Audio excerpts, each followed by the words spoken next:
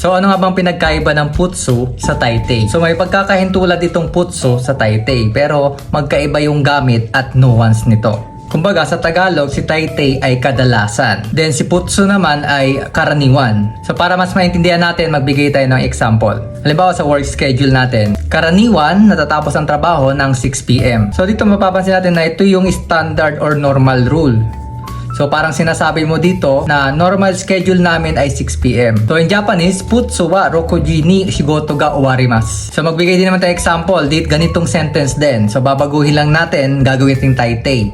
So si Taytay, tandaan natin ang translation sa Tagalog is kadalasan. Kung ating papalitan yung karaniwan sa kadalasan, medyo mag-iiba ng nuance yun, tama? So, kadalasan natatapos ang trabaho namin ng 6 PM. So dito most of the time 6 PM. Pero may exceptions, minsan maaga, minsan late. So dito natin magagamit si Taytay.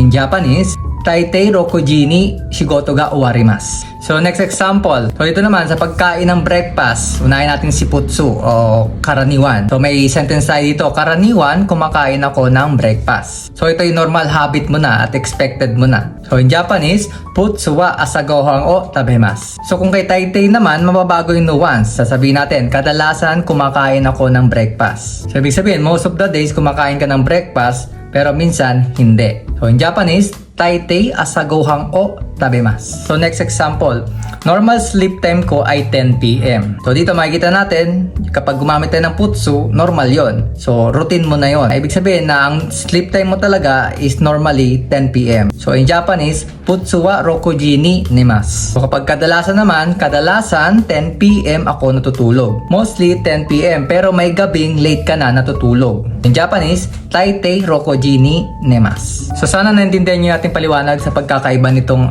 Taytay sa Putsu. Okay, so follow for more.